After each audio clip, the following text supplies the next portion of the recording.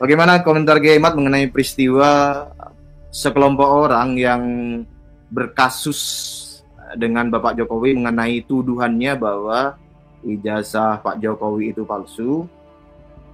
Mereka sowan atau joint venture dengan Habib Rizik Syihab yang nasabnya terbukti palsu itu. Monggo Giai Mat, gimana? Jadi kasus ijazah palsu dengan orang yang nasabnya palsu kan begitu. Ya begini ya, masalah ijazah Pak Jokowi ini. Pak Jokowi ini kan sudah 22 tahun ya mengabdi di bangsa negara kita ini.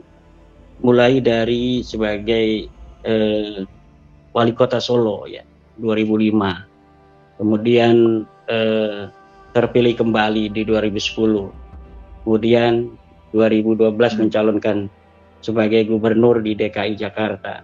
2014 juga masuk KPU lagi. 2014 sebagai calon presiden. Kemudian 2019 beliau menggunakan ijazah itu lagi untuk calon presiden yang kedua. Jadi apa iya gitu? Kan di situ ada KPU yang memverifikasi data-data seorang calon. Apakah KPU di Solo waktu itu begitu bodoh menerima sebuah ijazah yang palsu kemudian diloloskan? Kemudian kalau misalnya waktu pertama itu palsu, apa iya dalam proses politik selama 5 tahun di mana beliau menjadi seorang wali kota kan tentu ada musuh-musuh politik. Kalaulah itu ijazahnya palsu, sementara dia nyalonnya di Solo, tentu kan banyak teman-temannya di Solo juga. Lah dia dulunya sama saya gitu, tahun 1980 itu dia bersama saya, mancing-mancing aja ndak sekolah atau ndak kuliah. Pasti ada yang begitu tuh. Tapi buktinya beliau bisa untuk nyalon lagi 2010, ya kan? Nah tentu ini secara logika saja, ini sudah jauh lah. Kalau kita mengatakan tentang ijazah Pak Jokowi itu palsu atau tidak, jadi sudah tidak relevan. Jadi sudah tidak masuk logika publik, ya kan? Kemudian kita lihat bagaimana Pak Jokowi tahun 2005 jadi wali kota. Prestasi-prestasi beliau yang diakui bukan hanya oleh orang Solo. Beliau diakui oleh Bung Hatta Award sebagai orang-orang yang seorang pemimpin wali kota yang mampu untuk memimpin kotanya dengan baik. Juga dari Harian Republika, beliau dinobatkan sebagai tokohnya pembaruan 2010 oleh Harian Republika. Kemudian bagaimana reformasi birokrasi beliau selama menjadi wali kota Solo itu. Dan prestasi yang paling diacungi jempol adalah kasus pemindahan para pedagang kaki lima dari Taman Banjarsari ke Pasar Klitikan. 900 pedagang PKL itu dengan sukarela bisa untuk direlokasi ke Pasar Klitikan. Sementara kalau sudah bicara tentang ekonomi, bicara tentang pedagang kaki lima, rakyat kecil, kan ini sangat riskan.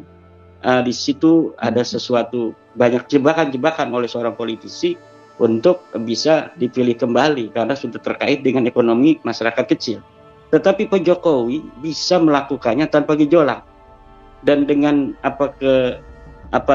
sukarela, para pedagang-pedagang itu mau direlokasi ke Pasar Klitikan dari Banjarsari, dari Taman Banjarsari, sehingga kemudian menjadi taman yang indah. Dan bagaimana pembuatan KTP dipermudah, kemudian pelayanan kesehatan, peningkatan lapangan kerja, sehingga pengangguran dikurangi dan lain sebagainya.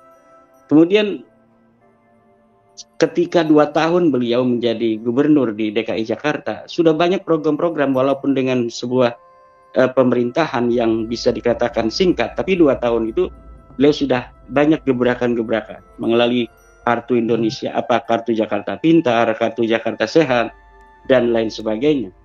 Kemudian ketika jadi presiden, coba bayangkan Mas Rifki, selama beliau 2 periode jadi presiden Indonesia ini, sudah 40 lebih bendungan yang bisa dibangun selama pemerintahan Pak Jokowi. Ribuan kilometer jalan nasional jalan nasional itu dibangun oleh Pak Jokowi. Mungkin mencapai 6.000 km jalan nasional. Kemudian 2.700 jalan tol. Hingga kita ke Surabaya itu sekarang 9 atau 10 jam sudah nyampe. Kemudian jalan desa, Bang Rifki. Coba jalan desa itu 300.000 kilometer jalan desa dibangun oleh Pak Jokowi selama pemerintahannya. Kemudian jembatan di desa-desa itu 2 juta meter jembatan desa bisa dibangun oleh Pak Jokowi. Kemudian pelabuhan dan bandara itu bisa dibangun oleh Pak Jokowi. Kemudian IKN, ini adalah mercusuar IKN ini yang harus dilanjutkan, karena ini adalah merupakan jawaban dari berbagai macam permasalahan DKI Jakarta, pemerataan pembangunan antara Indonesia, Pulau Jawa dengan pulau lainnya. Nah, ini mampu dilakukan dengan keberanian dan kecerdasan oleh Pak Jokowi tanpa banyak ngomong, kan. Lalu tiba-tiba hari ini ada orang ketika Pak Jokowi sudah selesai menjalankan tugas sebagai pemimpin yang diakui oleh dunia, juga diakui sendiri oleh Bapak Presiden kita yang ke-8 hari ini, Bapak Prabowo, bahwa Bapak Jokowi sebagai Presiden ke-7 itu telah mampu membawa Indonesia ini sampai pada sekarang ini dalam tahap-tahap rakyat tidak kekurangan makan, rakyat relatif sejahtera. Kemudian Pak Prabowo sebagai seorang manusia yang menunjukkan rasa terima kasih kepada Pak Jokowi ketika beliau beberapa kali sejak tahun 2004 atau 2000 berapa mencalon belum pernah jadi. Didukung Pak Rizik Syihab itu nggak pernah jadi. Ketika nggak didukung Pak Rizik Syihab, didukung Pak Jokowi malah jadi. Tentu yang menurut Gus Dur, Bapak Prabowo adalah merupakan sosok yang ikhlas. Kalau yang mau yang ikhlas pilih Pak Prabowo. Kalau mau ikhlas itu Pak Prabowo. Begitu kata Gus Dur. Maka karena saya meyakini Gus Dur seorang waliullah, saya kira Bapak Prabowo tidak akan melupakan Bapak Jokowi. Jadi orang yang ingin memisahkan antara Bapak Prabowo dan Bapak Jokowi, menginginkan Bapak Jokowi ditinggalkan oleh Bapak Prabowo, saya kira itu mimpi di siang bolong. Usaha-usaha ijazah palsu ini dikemukakan, kemudian juga merupakan sebuah upaya-upaya itu. Bagaimana seorang Joko Widodo yang telah membantu Bapak Prabowo sampai beliau menjadi seorang presiden, walaupun tentu dengan kerja-kerja kolektif dari tim Bapak Prabowo yang lain juga. Tetapi saya kira Bapak Prabowo menginsafi bahwa peran Bapak Jokowi dalam menjadikan beliau sebagai presiden itu besar. Nah, dari situ usaha-usaha untuk memisahkan antara Bapak Prabowo dan Bapak Jokowi adalah mimpi di siang bolong. Dan usaha-usaha yang aneh lagi adalah usaha untuk bagaimana Bapak Gibran ini dimajukan sebagai wakil presiden. Bagaimana seorang presiden dan wakil presiden yang dipilih secara sah oleh pemilu yang sah, suara rakyat yang harus dihormati, kemudian tiba-tiba ada beberapa kelompok orang yang meminta kepada Bapak Presiden untuk memajulkan Gibran pasangannya sendiri. Saya kira ini cara berpikir yang juga cara berpikir yang ada masalah di sana. Nah, kalau dia mempermasalahkan atau mereka mempermasalahkan Bapak Gibran, berarti mempermasalahkan juga Bapak Prabowo. Ketika mempermasalahkan kedudukan Bapak Gibran Rakabuming Raka sebagai wakil presiden yang sah yang dipilih secara demokratis oleh suara rakyat, kemudian dipermasalahkan karena katanya ada sesuatu yang cacat secara secara konstitusi. Seharusnya dipermasalahkannya itu adalah ketika sedang kampanye. Jangan orang-orang yang sekarang menggugat itu bahkan ikut kampanye mendukung calon lainnya. Dia tidak sama sekali tidak mempermasalahkan tentang legitimasi disahkannya Bapak Gibran sebagai calon wakil presiden. Justru ketika sudah selesai tahapan pemilu itu dan Bapak Gibran ditetapkan sebagai wakil presiden Republik Indonesia, kemudian baru dipermasalahkan dan diusulkan untuk dimajukan. Tentu Bapak Prabowo sebagai orang yang bijaksana, orang yang cerdas dalam politik, orang yang sudah digembleng di kawah candra di muka kehidupan, bahkan beliau sebagai kesatria Indonesia, yaitu sebagai tentara, tidak akan mudah untuk ditekan, tidak akan mudah untuk diberikan masukan-masukan yang tidak masuk akal seperti itu. Dan saya kira kasus ijazah palsu itu kemarin ada kaitan pula dengan upaya-upaya secara politik untuk mendelegitimasi bukan hanya Pak Jokowi sebagai target, juga di situ Bapak Wakil Presiden Gibran Rakabuming Raka juga menjadi target. Dan saya kira bangsa Indonesia yang telah memberikan suaranya terhadap Bapak Gibran itu tidak akan rela suaranya kemudian dipermainkan hanya karena ada kekurangan puasan secara elektoral, kekalahan dalam pemilu, kemudian orang-orang ini kemudian mempermasalahkan legitimasi Bapak Gibran sebagai wakil presiden. Kemudian mengenai tentang datangnya Rismon Sianipar dan orang-orang yang sekarang sedang dipolisikan oleh Bapak Jokowi, saya kira seharusnya ini istilahnya mereka kan mempermasalahkan ijazah Pak Jokowi, muntang manting istilahnya itu di media sosial bahwa Bapak Jokowi ijazahnya palsu, Bapak Jokowi skripsinya palsu. Bapak Jokowi sabar. Nah, ketika Bapak Jokowi melaporkan, mereka kepanasan. Mereka flying victim, katanya ini kriminalisasi. Kriminalisasi gimana? Anda menuduh Bapak Jokowi yang terhormat, yang 20 tahun menjabat sebagai pejabat, bahkan 22 tahun, kemudian dituduh ijazahnya palsu, sedangkan ini negara hukum, ada pasal tentang penyemaran nama baik, penyebaran berita bohong, kemudian dilaporkan oleh Bapak Jokowi, kemudian Anda bilang ini adalah kriminalisasi. Kriminalisasi itu orang yang tidak melakukan tindakan kriminal kemudian dikriminalkan, itu namanya kriminalisasi. Orang yang tidak atau tidak sebagai pengedar narkoba kemudian ditaruh narkoba di mobilnya atau di rumahnya kemudian dituduh sebagai pengedar narkoba, itu namanya kriminalisasi. Tetapi orang yang jelas ada jejak digitalnya, dia mengatakan Bapak Jokowi ijazahnya palsu, sudah diberikan klarifikasi dari UGM bahwa kami yang mengeluarkan ijazah dan kami memastikan ijazah Pak Jokowi ini asli. Mereka tidak terima, masih aja mereka itu mengatakan ijazah Bapak Jokowi palsu. Kemudian teman-teman Pak Jokowi banyak yang satu kelas telah memperlihatkan ijazahnya sama dengan ijazah Pak Jokowi. Mereka tidak percaya juga bahwa itu dibayar, katanya. Itu dicipta kondisikan. Orang-orang suruh mengaku sebagai teman-teman Pak Jokowi. Pak Jokowi masih diam. Lalu mereka datang ke rumah Pak Jokowi. Apa? Itu akhlak Indonesia? Bukan. Itu bukan akhlak Indonesia. Ada orang yang tiba-tiba datang ke rumah orang, Assalamualaikum, Bapak coba saya ingin lihat ijazah Bapak asli atau bukan.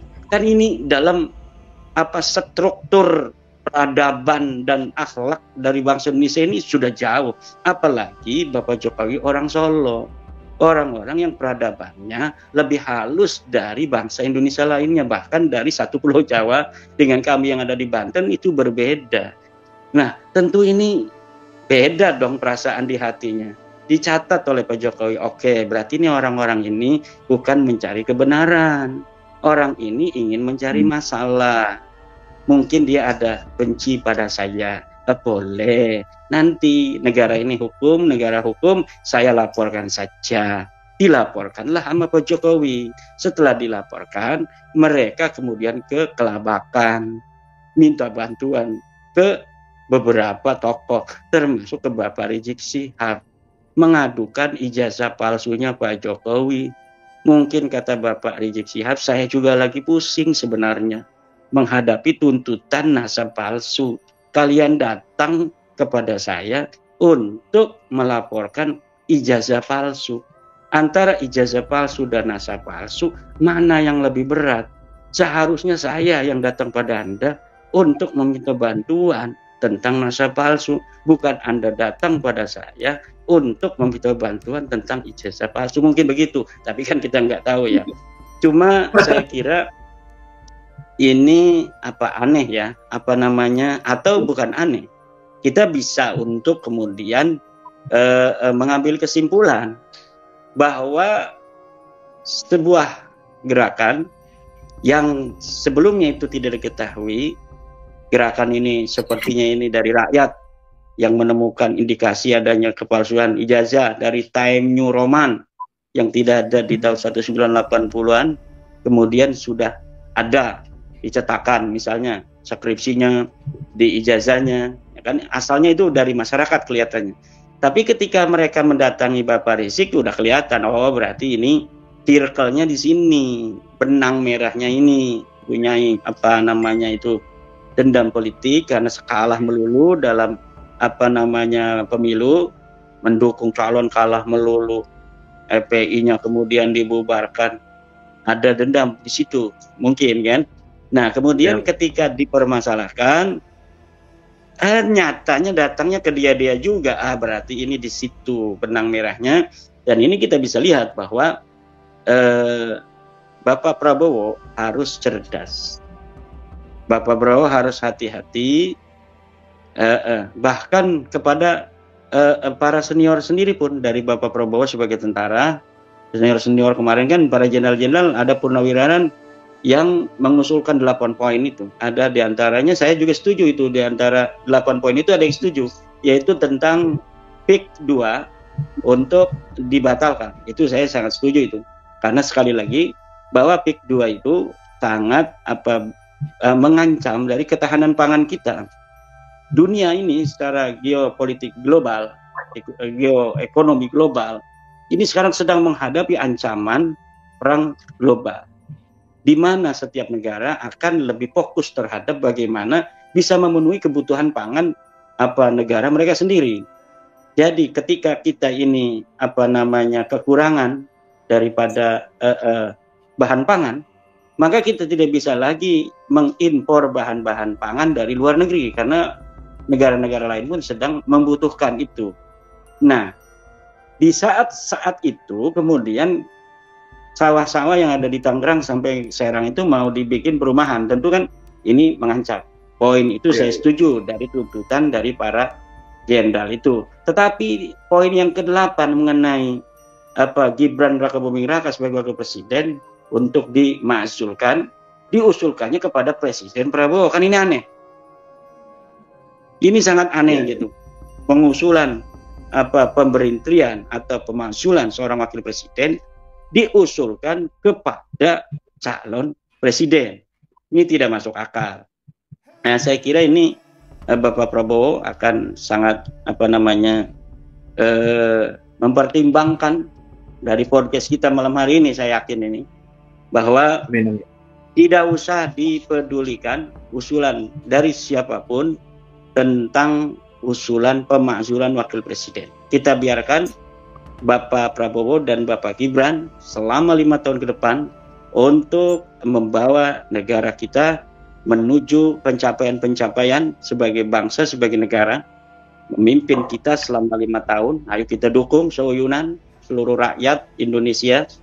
Dan mengenai usulan-usulan dari kelompok-kelompok diabaikan saja apabila itu melanggar konstitusi, karena usulan semacam itu tentu yang tidak sesuai dengan konstitusi kita dan mencederai, melukai pilihan masyarakat yang telah dengan sukarela pada saat pemilu menggunakan hak demokratis mereka sebagai warga negara Republik Indonesia. Nah, ini harus kita hormati, ini suara-suara rakyat, suara masyarakat. Nah, kemudian jika nanti 2029 misalnya, ya, Bapak Prabowo dan Bapak Gibran sudah selesai.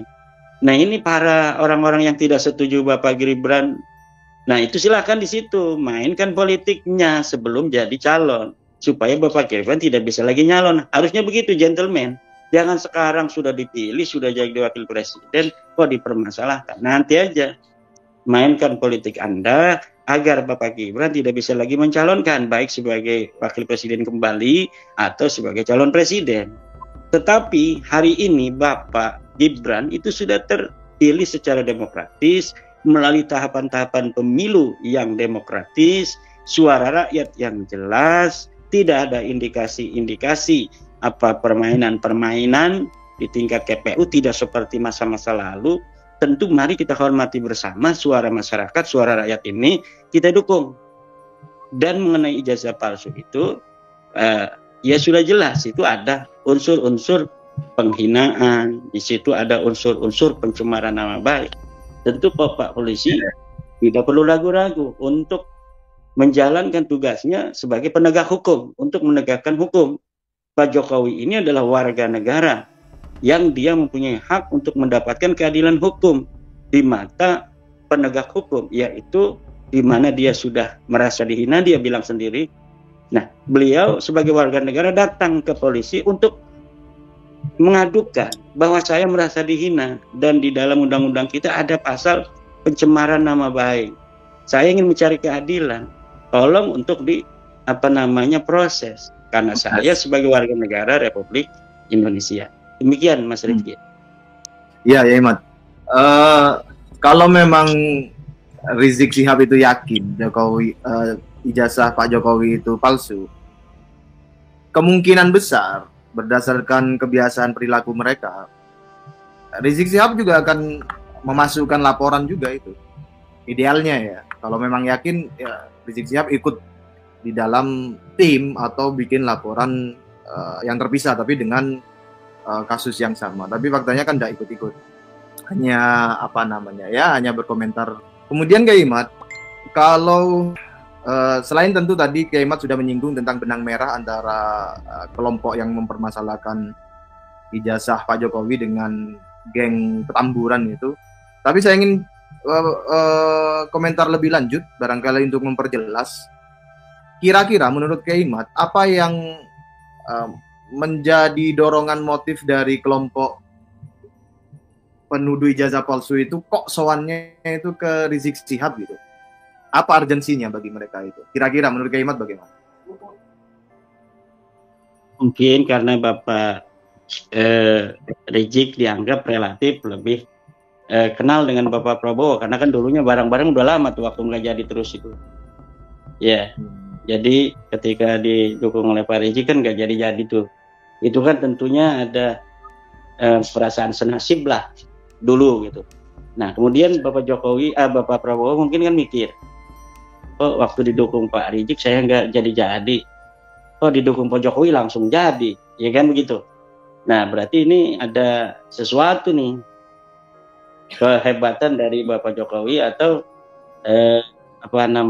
kesialan daripada Bapak Rizik dan kelompoknya, kan gitu. Nah tapi tentu ada sisa-sisa hubungan itu dianggapnya kan. Gak mungkin orang kok bisa melupakan semuanya. Nah dari situlah potensi masih adanya hubungan itu, mereka datang dengan harapan bisa untuk membantu mereka agar tidak bisa dijerat oleh kasus hukum yang mereka hadapi dari laporan Bapak Jokowi. Atau mungkin Pak Rismon Sianipar CS ini ingin supaya Pak Rizik turun ke jalan kembali, turun ke jalan membawa massa demo di depan Mabes Polri bahwa jangan kriminalisasi ulama kita, Syekh Rismon Sianipar. Ini kriminalisasi ulama, saudara. Ini mungkin inginnya begitu mungkin Pak Rismon Sianipar. Kan timnya juga tim pembela ulama di situ. Tim pembela ulama dan aktivis. Kenapa harus ada ulama? Kan seksi kalau ulama. Untuk membakar emosi masyarakat sumbu pendek itu. Kalau hanya tim pembela aktivis itu kan nggak keren. Tapi kalau ada tim pembela ulama itu agak keren. Makanya seorang Rizal Fadilah yang suka caci maki itu kemudian sekarang pakai peci haji. Karena kalau misalnya Roy Suryo kan jadi lucu kalau dia pakai peci haji kan. Namanya Roy Suryo, misalnya Kiai Haji Roy Suryo. Jadi kan nggak lucu. Tapi kalau Pak Rijal Fadila kan dari namanya masih ada bau-bau Arab tuh. Rijal Fadila. Dia pakai peci haji, Kiai Haji Rijal Fadila. Jadi adalah apa namanya itu bau-bau ulama. Maka tim ini disebut tim pembela ulama dan aktivis. Iya. Dengar-dengar itu katanya tiba-tiba ketabrak sepeda motor ya? Ya mungkin itu dari keramatnya Bapak Jokowi ya, sebagai orang yang baik, orang yang selalu diam, ya ditolimi, dicaci maki, beliau diam. Jadi mungkin kan Allah yang tidak rela gitu, Mas Rifki. Ya, ya. Baik, terima kasih ya Imat. Ini saya memperhatikan dari komentar yang hadir, belum ada pertanyaan mengenai topik-topik kita, tapi saya baca teman-teman ya, mohon maklumnya tidak saya bacakan karena waktunya sudah 1 jam. Baik, ya Imat, sebagai closing statement ya Imat, dipersilakan. Mari kita bersama-sama sebagai warga Indonesia yang baik, menjaga kerukunan, menjaga adat istiadat, tata krama bangsa Nusantara yang diwariskan dari leluhur kita sampai kita hari ini, di mana kita telah disatukan sebagai bangsa Indonesia dalam satu wilayah negara kesatuan Republik Indonesia. Kita memiliki nasib yang sama, nasib sebagai bangsa yang pernah dijajah, kemudian kita tumbuh menjadi pribadi-pribadi yang kuat, dan kita berjanji, bertekad untuk tidak bisa lagi kita dan anak cucu kita ke depan menjadi bangsa-bangsa yang dijajah seperti dulu daripada leluhur-leluhur kita selama beberapa ratus tahun. Dan tentu kita sebagai bangsa Indonesia harus belajar dari sejarah. Bagaimana dulu leluhur kita sebelum dijajah menjadi bangsa yang besar, kerajaan-kerajaan yang diakui dunia. Penulis-penulis Portugis itu mencatat bahwa kapal-kapal bangsa Nusantara itu lebih besar daripada kapal-kapal bangsa Eropa. Kemudian jiwa-jiwa yang penuh ketulusan, kata-kata yang sopan santun yang diwariskan, kemudian izzah, harga diri yang diwariskan juga, di mana dulu kita dicatat oleh bangsa-bangsa Portugis dalam Summa Oriental dan lain sebagainya bahwa bangsa kita memiliki jiwa kepedean, jiwa yang penuh dengan kebanggaan sebagai bangsa Nusantara. Di mana kalau ada orang asing datang ke Nusantara, itu mereka harus berjalan lebih rendah daripada bangsa Nusantara sendiri. Nah, kemudian menghormati pemimpin, menghargai yang lebih tua, itu juga diajarkan oleh bangsa kita, diajarkan oleh leluhur-leluhur kita. Oleh karena itu, bagaimana sekarang kita dalam